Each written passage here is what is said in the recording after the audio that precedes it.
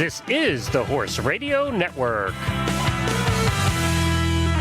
This is episode 131 of the Stable Scoop Radio Show on the Horse Radio Network. Bob Avila and the Wild Movie Shoot. Please support our sponsors as they make this show possible. Our title sponsor is Omega Alpha. You can find them at omegaalpha.ca. This episode is also sponsored by Equestrian Collections. You can find them at equestriancollections.com, and Uncle Jimmy's can be found at uncle-jimmys.com.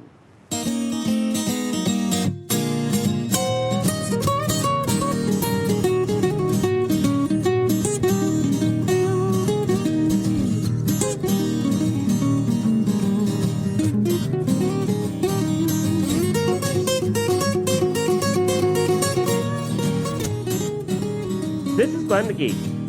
And this is Helena B. And you're listening to the Stable Scoop Radio Show on the Horse Radio Network. Helena B., the sick one. What the heck? I know. Cold. It's coming on spring. It's finally warming up, and you've got a cold. Oh, please. I want to go out gallivanting right now. It's beautiful out here. It's going to be beautiful tomorrow, and I'm hacking and coughing up along. And we're going to hit 70 here in Lexington today. Oh, That's boy. just amazing. All our snow has melted. Do you still have snow and ice? We have just a little bit left. Yeah. Just a little bit. No, it's mostly mud. But it's going to warm up? Yes, well, it's 50 degrees now, and then tomorrow it's going to be a few degrees warmer. So it'll be, that's nice. That's a heat wave around here. We'll take it. Yeah, great. That's, it's funny because in the wintertime, when it gets to 50 degrees, you got your short sleeves on, and you're outside going, oh, this is so nice. In the summertime, it gets to 50 degrees, and you got your winter coat, and it's freezing, I know. It's the so same funny. 50 degrees. It's just all what your body gets used to.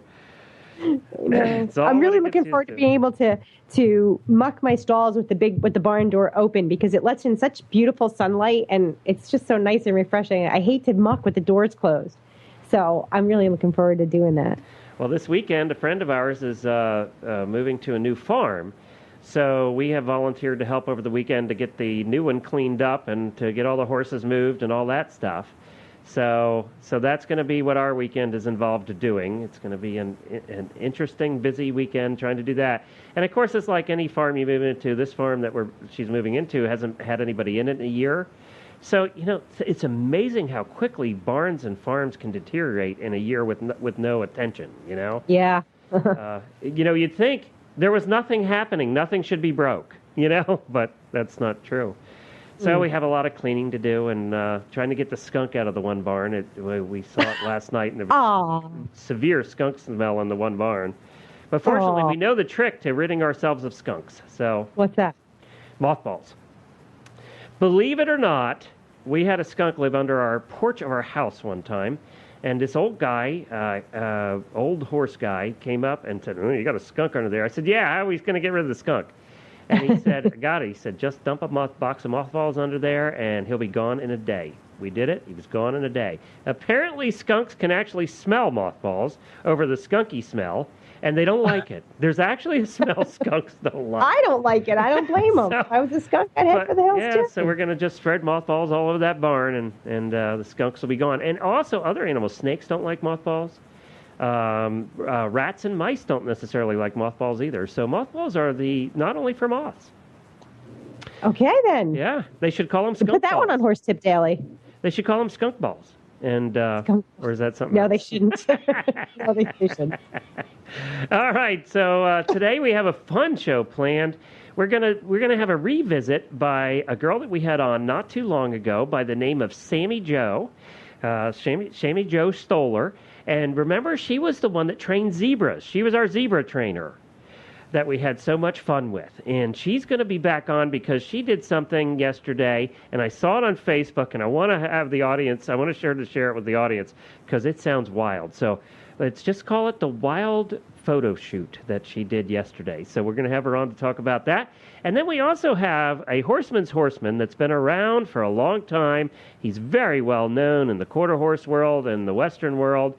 His name is Bob Avila.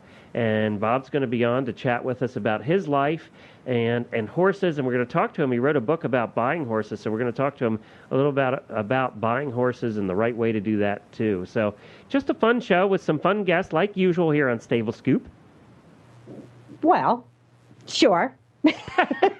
We had one or two guests that were not fun. Yeah, we've had a few over the time that have been challenging. So let's hope today's not challenging, because I don't think in your current state of sickness you're much up for challenging. So I have a very good feeling about today's show. Okay, good. All right, good. Well, then let's start with speaking of very good feelings, let's start with our title sponsor and then get to our first guest. Our title sponsor is Omega Alpha. We had the privilege. Oh, nice segue. I know. See, wasn't that good?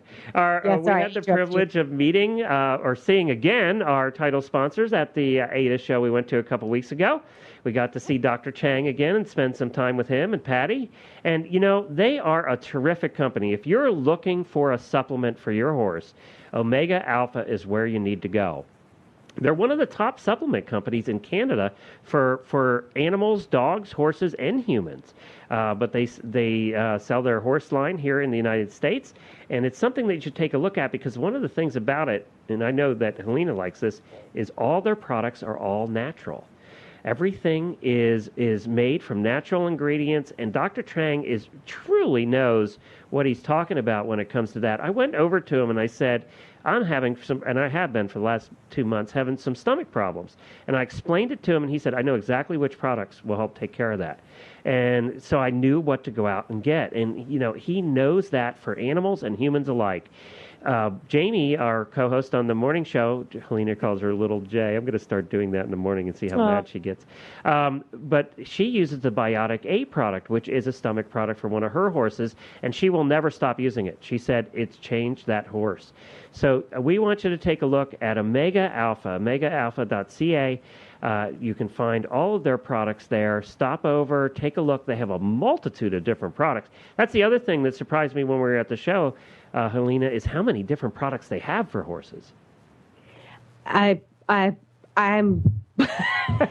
stunned, because I'm always looking for something for my horses, either to, for maintenance, to help. And, what happens is I end up getting into a discussion about a particular product. So I end up learning a lot about a particular product, and then I turn around and I look at the collection of what they do have, and I go, there's just not enough time for me to learn this much information about everything they have to offer. That's true. So, yeah, what they do have to offer is pretty phenomenal. Yes, and so take a look at Omega Alpha, and we thank them for continuing to support the wackiness that we do here on Stable Scoop.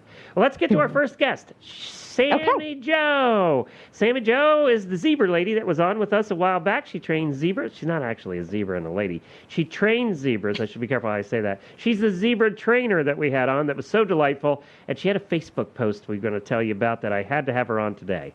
Well, Sammy Joe, welcome back to our show. We had so much fun to have you back on, and I think people really enjoyed the last time you were on talking about zebras and training and all of that stuff.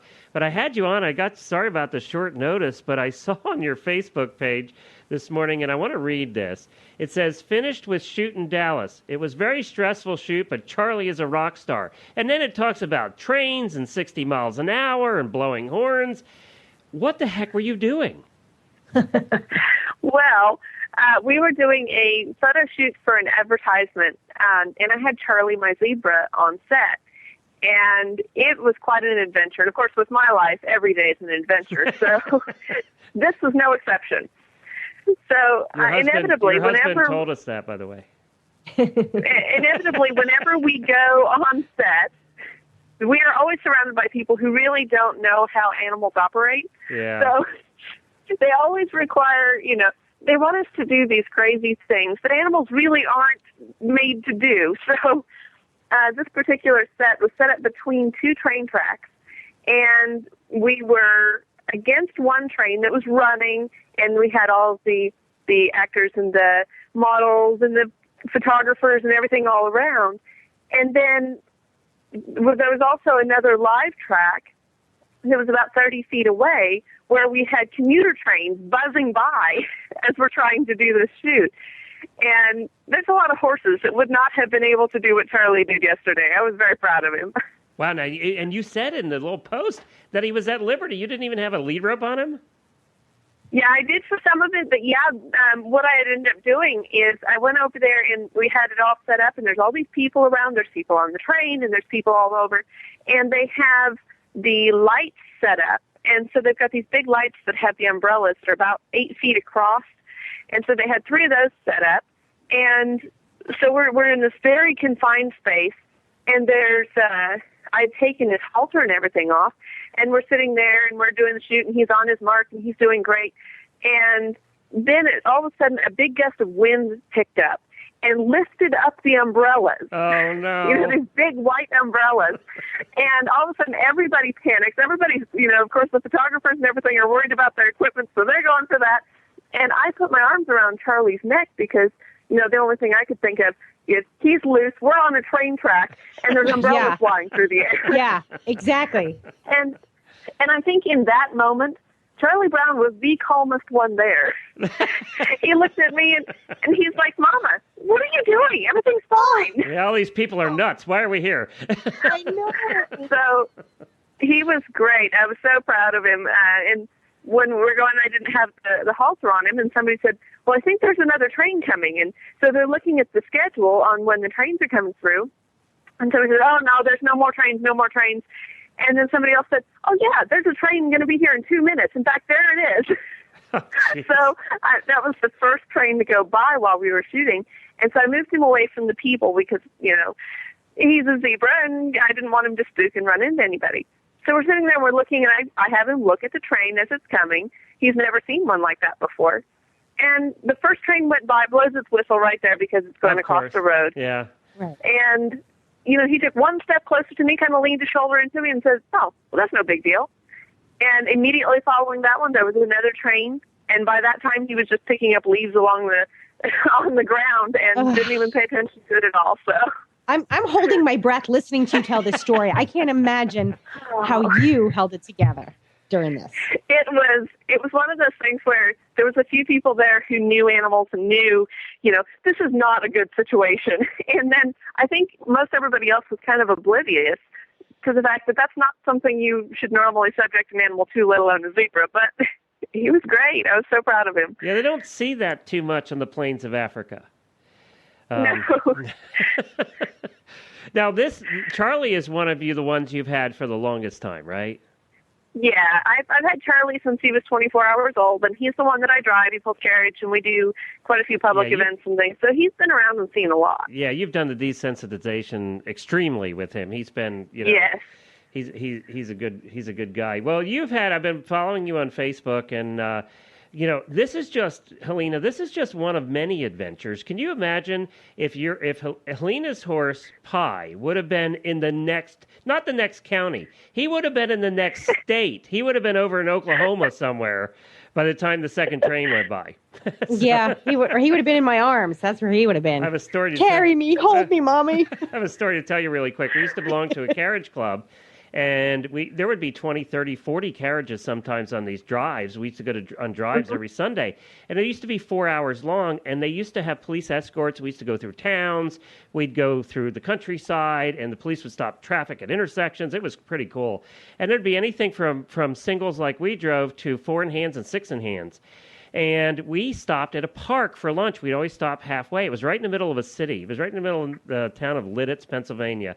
Beautiful park. Everything's great. We get out our baskets. Of course, all the horses are just standing there, and we're eating lunch. Some people not even on their carriages.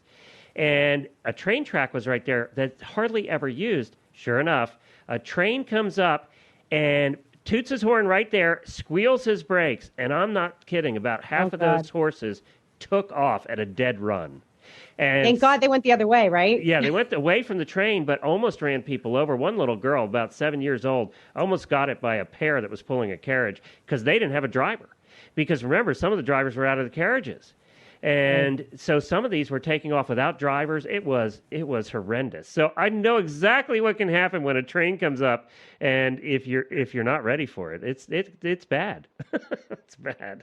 Yeah, and I'm glad that somebody finally got the schedule and decided, we had less than 2 minutes warning before the train went by, because we were in the middle of all of this set with all the cameras and the lights and the people and everything there, and that could have been a disaster, but luckily Charlie didn't do anything. So, okay, so I know you can't say who this is for yet, but can you tell us, will it be a national commercial?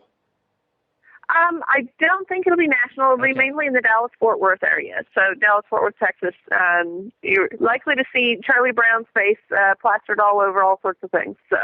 Okay, so as soon as you can tell us, you'll probably be able to. They'll have a copy of the commercial on YouTube. We'll definitely let our audience know and post it up so they can see it. Yeah, and I'll probably put pictures and everything online too. So.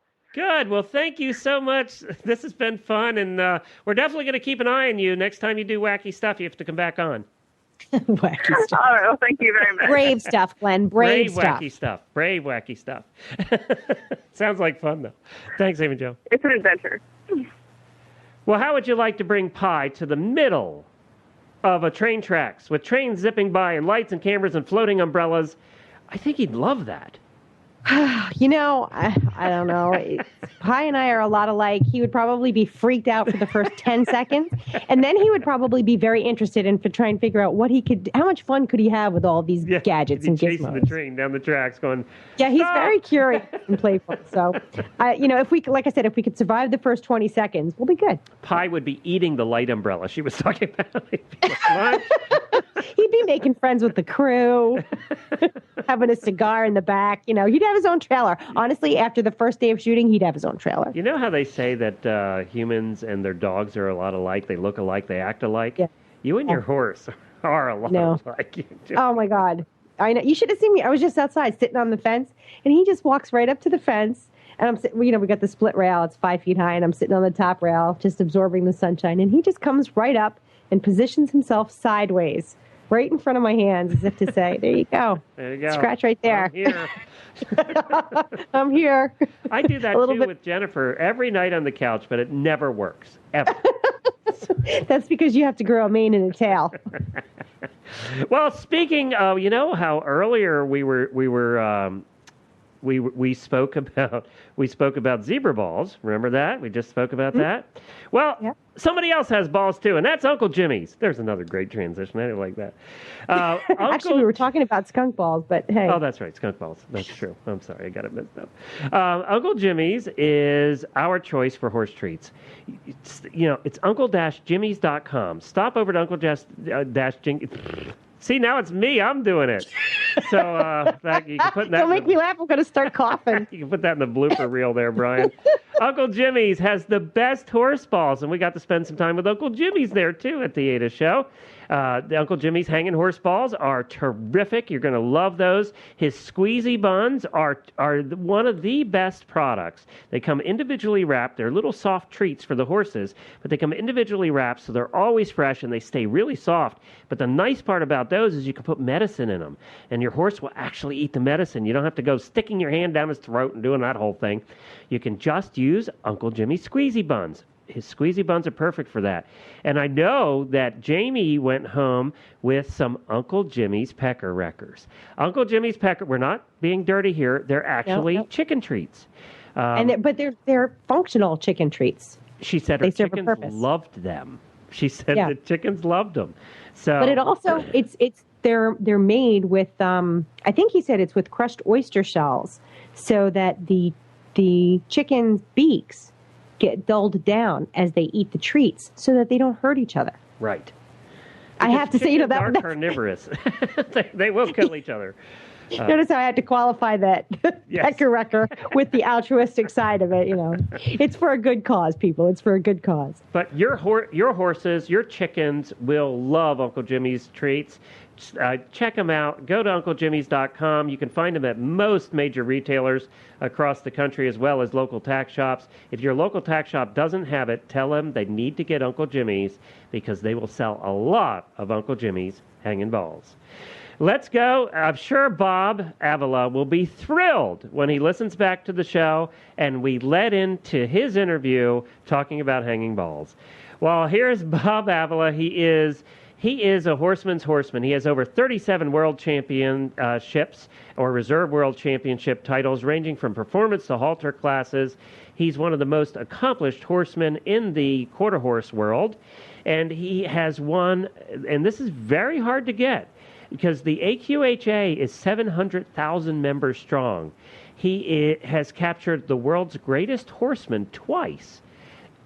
with the AQHA. That is hard to do. He's won over $1.7 million. He lives in California, and he's just one of the most terrific, down-to-earth trainers you're going to find. So let's talk to Bob Avila. Well, hi, Bob, and welcome to the Stable Scoop Radio Show. We appreciate you joining us here in the Horse Radio Network. Well, thank you. Glad to be here. I know I've heard of you over the years, and you have obviously, as we said in your intro, you've won a few bucks doing this horse thing over your lifetime, and 37 world championships and reserve world championships. And you know, one of the things about us horse people is some people, like, you know, even golfers or some of the different sports, they never grow, or they grow out of it at some point. And a lot of them stop doing it. They stop playing baseball. They stop playing football. That never happens in the horse world. And that's one of the cool things that makes us truly unique. And here you are still doing it after 35 years. Yeah, you're right. You know, it's funny you said that, because I've got a really good friend, Teddy Robinson, and I heard somebody ask him one time why he still does what he does. And he's a horse trainer, very successful horse trainer. And he says, I have to. And they kind of looked at him, and he said, I have to go to horse shows. That's where all my friends are. And I thought that was very cool. You know, I mean, that kind of says it. That's our life. That's what we do. That is It's true. It's very honest, and it's very social. You can't just exist in a vacuum, you and your horse. I mean, you can, but you won't have a lot of fun. Right. It's a very social thing, and, you know, that's why we enjoy it. Well, let's go back a little bit and get kind of the Reader's Digest version of your life here. Did you grow up in a horsey family? I grew up in a horsey family. My father was a PRCA rodeo cowboy that turned horse show trainer after he met my mother. My mother grew up with show horses. I grew up right south of San Francisco, California. And, you know, I won my first horse show when I was 5 years old. And when people used to ask my mother what my favorite event was, she said the gate opening. Because I used to I've rode 100 jumpers, I've run barrels, I've roped, I rode cutters, cow horses, pleasure horses, halter horses. I've kind of done it all. I get bored doing one thing, so I enjoy doing everything. So what's I want to get to a little bit later what your current phase is then. But is that where you came to love the quarter horse? Because you're well known for being a quarter horse guy. Right. Yeah, that's where it came from. You know, my dad is still semi-active in the horse industry. You know, he's gotten older and he ropes mainly more than anything anymore. But I grew up in it, and it's just part of me. And you know, you mentioned jumping. So have you ridden the warm blood over a jump? Yeah, I have. Oh, yeah. Good. When I was a kid, when I was a kid, I used to go stay with Clyde Kennedy, and he was a very successful horse trainer in Southern California. And he showed stock horses and hunter jumpers. Oh. And, I grew up around Billy Williams and Jimmy Williams and, I just a whole bunch of people. You know, that's kind of was my life, you know. Well, that's cool. So that is cool. What does your day look like these days? I mean, you get up in the morning and are you keeping your horses at home? Do you do your own barn work? What's a day in the life of Bob Avila sound like? You know, lately it's a little hectic. We've just bought another piece of property and we're moving. We just sold one house. We're moving one, and we're going to build another facility. We're going to sell this facility. We have two different places, our home and our barn. So, you know, it keeps me pretty busy. I run quite a bit. But usually I get up in the morning. What I like to do is I get up in the morning, I go to the barn, and I cut down from 120 head of horses with brood mares and babies and all that stuff down to 23 about 3 years ago. Wow, that's a big difference. That's called downsizing. Yeah, Most people go from a 3,000 square foot house to a little condo in Florida. You go down to 23 horses. Right. I love it. Yeah. So, and it really kind of made me look smart because the economy changed at the same time. And everybody said, how did you know? And truthfully, I really didn't. It just made me look smart. It just was accidental. And I wanted to slow down a little bit. It got to the point that I'd done it for so long that I wasn't enjoying it for a while there. And when I cut back down, I got to enjoy it again. I got to actually enjoy being a horse trainer. And that's what I enjoy doing. That's a really good point, because so many people, especially in the horse world, I always say this: just because you can doesn't mean you should, and a lot of times that implies collecting horses or keeping and training and working with many more than is enjoyable. And I hope that this is a trend. I hope that people start to downsize so they can do more things or better quality things with a smaller herd. So how long has it been since you've been working with the smaller herd, and what do you think is the biggest change, the greatest benefit, other than financial, because we know that's a given? Yeah, actually, I think I make more money now than I did when I had a lot of horses. And that's probably true, yeah. Oh, absolutely. It is, because, I have 2.5 employees right now, and I had 13 employees before. So it got to the point that I think I was working to keep everybody else fed, and worry about everybody else, and I turned 60 years old later on this year, and I decided it was time that I was going to enjoy doing what I do. And I tell people I love doing what I do. I just don't love doing as much of it anymore. So yeah, but now I work my own arenas in the morning. I feed my own cattle. I'm much more hands-on, and I think the horse business is a hands-on business. And the bigger you get, the less hands-on you have. And I've never liked that part of it. I didn't want to lose that part of it. About 20 years ago, I had a really good customer that walked in the barn and wanted to see his horse, and I had about 50 head of horses in training. And I actually didn't know where his horse was. I didn't know which barn his horse was in. And, I never forgot that. That always bothered me, because I thought, I've kind of lost that personal touch. Mm-hmm. It's a pretty simple thing to know when someone is paying you a lot of money every month, to know where their product is or their horse is or whatever, Well, and it's tough, because you do get to the point where you're working for the business instead of the business working for you. And it's almost like, isn't it? You probably can attest to this too. It's like a tornado that you don't get to enjoy it. Now you're enjoying it, and you wished you 20 years ago you'd probably done what you did now. Right. My son is a young horse trainer, and I told him, I said, don't get too big. Don't get too big. I mean, you're better off doing it yourself. It's that kind of business, and it's like having a dairy. It's 8 days a week, and if you can handle it, you'll enjoy it. If you can't handle it, you won't. Right. I have a question for you on a side note here. I was on your website, and there's a picture of the ranch, which I assume is where you keep your horses. Mm-hmm. Is that really yours, with all the purple flowers and all that stuff? Oh, yeah. That's beautiful. I'm known as being a little anal. Everybody laughs about it, because I'm the kind of guy that walks around and picks up cigarette butts if someone puts one on the ground, But our place sits way up on a hill, and those are all flowers. In fact, they're just getting ready to bloom right now, and it's really pretty. It's a nice way to make a living. That's not what I pictured. That's not your typical ranch there, Bob. No, it's not. Well, I'm not your typical horse trainer, I don't think. Well, what does make you different? We do talk to a lot of people, and there are a lot of different kinds of training. What do you think is different about your life as a horse trainer? I've strived to be a businessman along the way. I started close to having nothing. I didn't have anybody handing me a silver spoon or anything. And I was, at one time, I was pretty broke in the horse business. And when I decided I was going to be a horse trainer, I didn't have any money at all.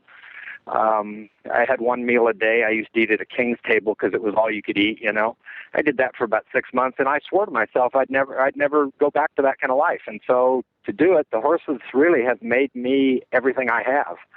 And, I've become a businessman in it. I have quite a few endorsements. I own part of a bit business with Professional Choice. I have a lot of different things, and I guess that's what makes me different. Really, I'm not the typical cowboy. Well, I wear a hat because my business requires it. I'm really glad that you answered that way, because I think one of the things that is not so widespread in the horse industry is professionalism. There's a lot of emotion. There's a lot of passion and dedication and commitment.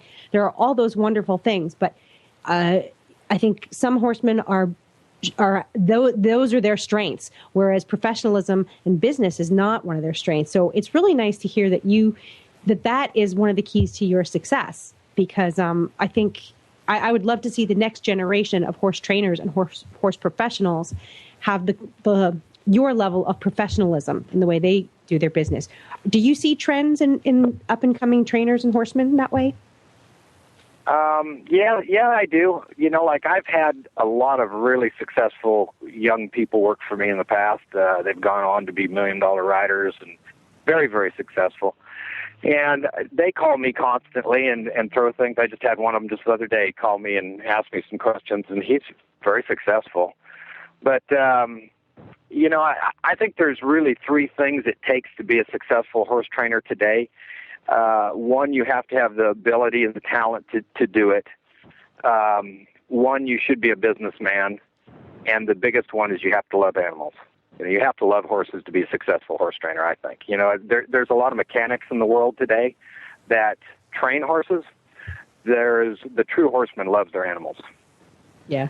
Well, on the business side of things, I have a question for you. I've wondered this because we've had on, we do 8 different shows here, and we've had Tom McCutcheon on and Sean Flarida and, all the big reigners and, winning $4 million.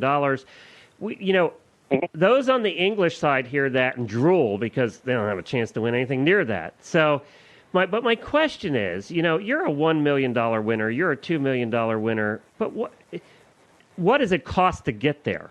Have you spent $1 million? $6 million. Yeah, exactly. That's the question I have. It sounds great, but there's a ton of cost involved too. Yeah, there is. I always laugh. If you want to make $1 million in the horse business, start out with 10. Exactly. Yeah, exactly. That never gets old. Honestly, it just doesn't. It doesn't. Everybody's heard it before, but I'm not going to tell you that it's taken me millions to make millions, because that's what I do. I get paid to do what I do, and I win along the way. If I win, I get a percentage of my winnings. If I don't win, I don't make money. I get paid for my time and stuff, but and most horse trainers are that way. That's the difference between, I just heard Tiger Woods went to Dubai the other day and got $3 million to go there. He didn't have to win. He just went there. Right. You're thinking, and then he got fined for spitting on the course. So. Yeah, exactly. And it was $1,500 or something. You kind of went, yeah, okay. Yeah. But stop him. It's I'm not going to tell you that I'm not going to tell you that becoming $1 million winner, the first million is like the biggest goal you could have. Like I was the second person to ever win $1 million in the Rein Cow Horse Association. And Teddy Robinson, my good friend, was the first one. And, that was really a big goal I had. After that, and it's not the money, it's just you have to have goals. I mean, you have to have goals to be successful, I think. Right. For sure. So, my goal is to stay on. If there's anybody out there, if there's somebody out there that wants to pay me to do that, that would be okay. Yeah. Speaking of that, you've written a couple books, obviously, and you have DVDs out and all of that, and I do want to talk to you about that. But I want to talk to you about one of the things that's come up on our live morning show this week, and is a common thread through our listeners, and we hear from them. It's about buying horses. Everybody dreads the process of buying horses, and my co-host on the morning show, she told the funniest story. It lasted about 20 minutes on the show the other morning about going to California, of all places, Northern California, to see a couple of horses that were totally misrepresented. And when she got there, it was nothing like what she thought it was going to be. And you wrote a book, A Guide to Avoiding Common Mistakes and Finding the Right Horse for You, Be a Smart Horse Buyer. And so tell us, what are the things that make buying a horse successful? Well, I try to, when I try to help people, I try to help them and touch something that they can relate on. And, I just did an article. In fact, it'll be out, I think, next month or something, or maybe 2 months from now in Horse Rider magazine. and I have just sold a house. Okay, so I'm relating selling a house to selling a horse. And we did an article on this because it just happened. I mean, I'm going through the process of, having everything in escrow right now and doing this. And, the biggest thing is the way I priced this. I went and educated myself to do it. And, a horse buyer or a horse seller, I think all falls in the same category, really, because you got to have both of them to make one of them happen. And so when I sold this house, the first thing I did before I sold it, I went and paid to have it appraised. So I knew how much this house was worth. So when I priced it, I knew I wasn't doing something stupid. Now, I think that's something that when a person sells a horse, it's really important that you find somebody that can help you appraise it. And it's not hard to find, and when you're buying a horse, you should figure out how much this horse is worth before you go look at it, how much you can afford to pay for it, I mean, I have people all the time will walk in, and this is something we discussed, and it didn't happen to me on the house deal, but it does happen in the horses. They'll walk in and go, well, how much do you want for that horse? And you'll tell them a price, and it doesn't matter what it is. It could be $100,000 or $10,000. And they'll say, well, I can only pay $9,000 or $90,000. And you look at him and go, okay, are you making me an offer? Are you putting that down on paper? Are you putting ink on paper, or are you just seeing if I'm going to bite on it, So I think when you go to buy a horse, you have to educate yourself. You have to take somebody with you that is educated. Find yourself an agent. I went and found myself a real estate agent to sell my house because I'm not a real estate agent. So I went and I found somebody that did their job, and I paid them to do their job, and they did it very well for me. And, they told me that what I priced my house at was the price that they felt it would sell. And it sold. I had 2 full offers on it in 3 days. So, wow. they didn't strike anything wrong there or anything else. But, some people will price horses, and you walk in and you kind of go, like what you said, your friend went and looked at horses that were not what they said they were. I mean, I've walked in at horses and go, where did you come up with this price? They're just ridiculous. Today's market is different than it was 5 years ago also. Well, and don't you think most of the time that those horses are priced with emotion more than reality? Absolutely. Yeah. Absolutely. They're animals, they're pets, it'd be kind of like trying to price your dog, Yeah. And you don't know, too, what the buyer's looking for. What's the buyer looking for? If you could have a very fancy, $25,000 thoroughbred, and really the buyer is just looking for something to go trail riding with, So you could package up, you could market, and you can price a horse for one buyer, and yet your other buyer comes through the door, and therefore the value of that horse instantly goes down because that's really not what that buyer's looking for, right? Well, that buyer should be told not even to come look at that horse. Right. Yeah. That's the thing. I mean, I know that when I go to look at horses to buy, and I've had everything happen in the world, I will kind of try and have a little checklist before I go, and I'll ask questions and stuff, and I see a lot of them they're not what they say they are all the time too. But still, if I'm going to look for like a futurity champion prospect, I'm going to tell them I want a really good one. Don't waste my time if this is just a horse, if it's just a nice horse. Now, I just sold a guy a horse the other day to ride on his ranch, and I had to go find a horse that would just take care of this guy. It was just a nice horse that he could ride once a week or once a month, and he was going to be the same way. And, it was a completely different type of horse that I'm looking at for a futurity prospect. Right. So, but I know what people need, and I know what fits them. I'm not going to go and try to sell somebody that walks in looking for a Volkswagen and a brand new Mercedes, and it's not the difference in price. It's just that's not what they're looking for. Well, and what you do too, the more experience you have in buying horses, you end up. I think one of the most important things is how you read the seller. The people are the ones, Right. And Jamie was smart enough to read this lady, immediately and know that, that probably if she misrepresented at this point, she was going to be misrepresenting the whole way through the process. So That's another thing that I'm sure you pick up within 5 minutes of walking in a barn. Oh, absolutely. I usually pick it up over the telephone anymore. Yeah. But, there's things that, every horse is going to have a problem, and today's day and age with our technology, with the veterinarian x-ray machines and everything else, if you want to find a problem, you're going to find a problem. And, I always tell people, find yourself the greatest athlete you can think of in the human race and go have them vetted. There's going to be something wrong with them. Doesn't mean there's an idea. I think we should do that to our professional athletes. Well, they do. They actually do. When they sign these big contracts, they have to take pretty good physicals and stuff. So, but, when I was doing that book, I walked in the barn. I had 2 boys working for me at the time. And I would walk in the barn in the mornings, and I would be thinking about something in the book, and I'd say, okay, what's a deal breaker? There's part of that book that talks about a deal breaker. What can you not live with? Okay, you found your horse. You found the horse that you want. It's just the horse that you pictured. It's everything you want, and it's got a problem. What kind of problem can you live with? What kind of problem can you not live with? So I walked in the barn one morning.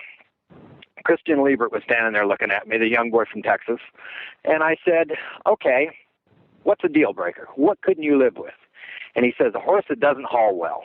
And I said, okay. And my wife owns a horse that's won a couple $100,000, and we have to put hobbles on his back legs. We don't even hook them together anymore. He's had them on so much. And he just stands still. But he will kick in the trailer if you don't put him on there. I said, you're going to tell me that you won't buy that horse that's won a couple $100,000? Oh, well, geez, I guess that one I would, So, okay, the horse that you really want, you probably could live with. Then the other boy said, a cribber, a horse that sucks air, that grabs wood and stuff. And I said, okay, and we had a really nice ranch horse that you had to put a collar on. And he was worth his weight in gold, and you probably couldn't have sold him for anything. And I said, well, what about that horse there? Well, yeah, I guess there is. So, everybody has their different things, that they can live with and they can't live with. I have a horse that I've won over $300,000 with. And when I vetted him, he had a spur in his hock, and he was only a yearling. And a lot of people would have backed away from him, and it's never bothered him at all in his whole life, Yeah, people. So you have to be realistic about it. I mean, I have a spur in my neck, and I get up and go to work every day, So, nothing's perfect. Horses are not perfect. They're animals. They change as they get older. I think you just have to be realistic about it. I mean, I've seen people just flip out about the stupidest things, and you kind of go, no. Yeah. And Helena, when you were horse shopping, Helena was horse shopping here recently, and you went through all of that too. And you finally had to decide, which of these horses with which of these things can I live with? Well, yeah, it definitely involved some soul searching and a very honest conversation with myself about what I wanted to do. Like you said, Bob, what are your goals? And, Glenn knows, and in fact, the Stable Scoop audience knows just how many horses I sat on. And I ended up with a very imperfect horse. I mean, this horse is as narrow as you can get, and he's a little bit hot. But, you sit on him, and the vet goes through him with a fine-tooth comb, and you say, hey, you know what? He's not perfect, but he's healthy. He's sound right now. And I sat on him and didn't want to get off. That's my criteria at this point. That was great, and some of the greatest horses in the country have problems. I mean, some of the greatest horses I've ever had have had some problems. But can you live with them? Yeah, I can live with them. Yeah, it's life is compromise. It's one compromise after another. Yeah. So big deal. He toes out a little bit in the front. Hey, it doesn't seem to affect his way of going. He's happy. He's barefoot. He's healthy, and he carries me around just fine. Yeah. And I have a feeling he might win a couple of competitions. Yeah, I keep telling my wife I'm perfect, but she doesn't believe that. Yeah. So, Be careful, she might get a vet in there. There was a funny post on that note. It just reminded me there was a funny post on our Facebook page this morning. A guy posted, and he was talking about something, and he put in quotes, "She who must be obeyed, and I." And I thought that was an interesting way to talk about your wife. She who must be obeyed is his nickname for her. So, now you've done a couple of other books too, and you have some DVDs. Tell us about those and what you have to offer. I've done two different books. One is a lot on how to be successful in the horse industry, and it really, if you wanted to take horse industry out of it, you could put anything in it, and it's been around a lot. A lot of the colleges have used it and stuff. And then I've done quite a few DVDs, and I know I just did a DVD last summer about how to take care of your horse, and I really, it's interesting to see what people buy, and I think this is probably the best one I've done, and it's just common sense. It's how to think about hauling your horse, to feed your horse, to clip it, to bathe it, to what kind of ground to ride it on, just common sense stuff. Is that the one that's called Care for Your Horse? Right, okay. Right. All right.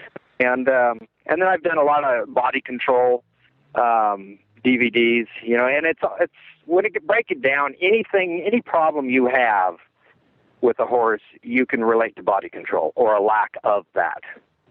Right. And they've been very successful.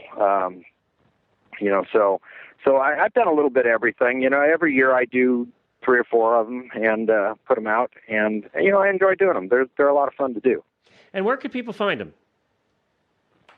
At bobavila.net. bobavila.net, and I know your books are also on Amazon. The one I talked about earlier, you can find on Amazon, and I think both of your books are there.